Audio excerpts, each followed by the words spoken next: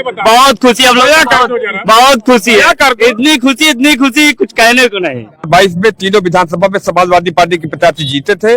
आज 24 में लोकसभा में समाजवादी पार्टी के प्रत्याशी जीता है। आप विश्वास मानिए कि जब 2027 का विधानसभा का चुनाव होगा तो पुनः हम लोग तीनों विधानसभा में चुनाव जीतने का कार्य करेंगे। भारत में सबसे कम उम्र के लड़के को सांसद बना के दे दिया।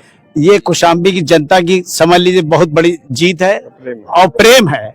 और पुष्पेंद्र जी भगवान चाहेगा तो इंजी सरोज से अधिक भी काम करने की कोशिश करेंगे।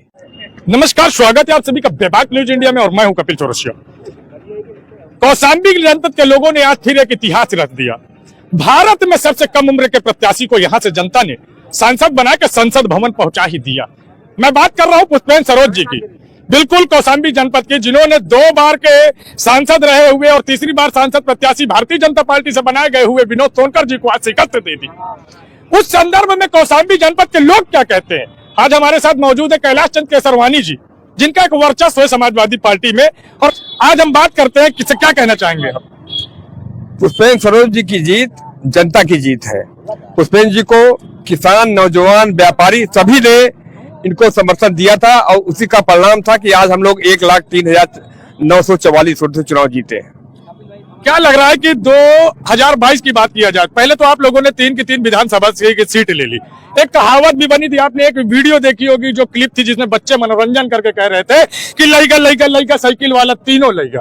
और फिर उसके बाद समाजवादी पार्टी के लोग कह रहे थे कि 2024 में हम लोकसभा भी ले लेंगे।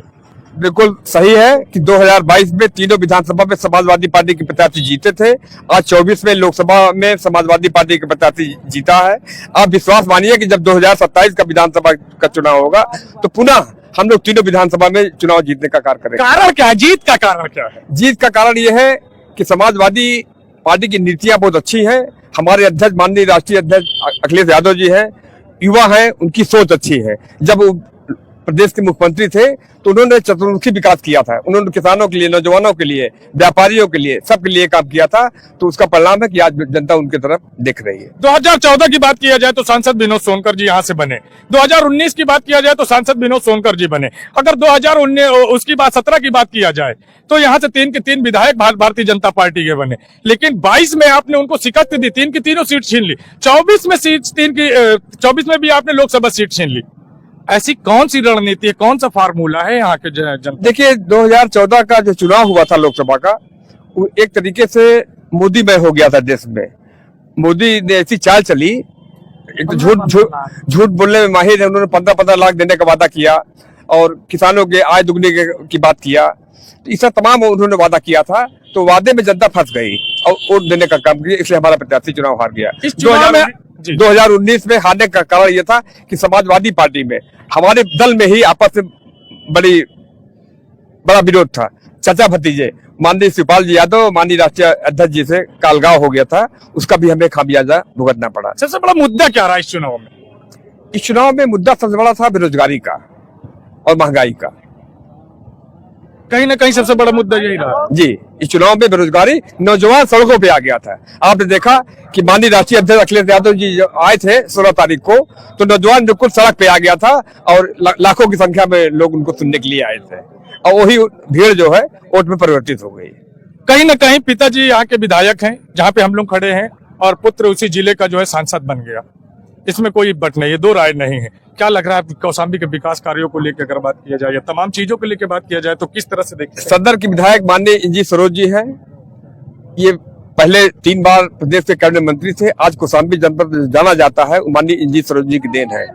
उन्होंने ही जनपद को बनवाया था और इस जनपद में जितनी भी सरकारी संस्थाएं खुली है ये उनकी देन है।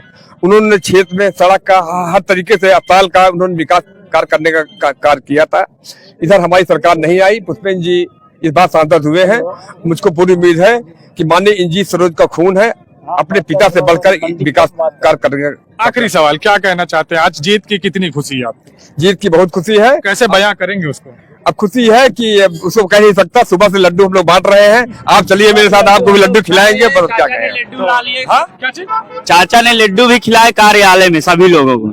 सब लोग ले लड्डू। कितनी खुशी है ये बताओ? बहुत खुशी हम लोग, बहुत खुशी है, इतनी खुशी कुछ कहने को नहीं। क्यों? आप क्या कहना चाहेंगे? सही कह रहे हैं। ये जीत जो है पूरे कौशाम्बी जनपद के नौजवानों की, किसानों की, व्यापारियों की, सबकी जीत है। ये अखिलेश जी ने पूरे उत्तर प्रदेश में जो तहलका मचाया है वो सारे नौजवान लोगों की जीत है। कौशाम्बी जनपद के लोगों ने तो इतिहास रख दिया, भारत में सब इतिहास रच दिया। मतलब भारत में सबसे कम उम्र के लड़के को सांसद बना के दे दिया। ये कौशाम्बी की जनता की समझ लीजिए बहुत बड़ी जीत है और प्रेम है। और पुष्पेन जी भगवान चाहेगा तो इंजीत सरोज से अधिक भी काम करने की कोशिश करेंगे।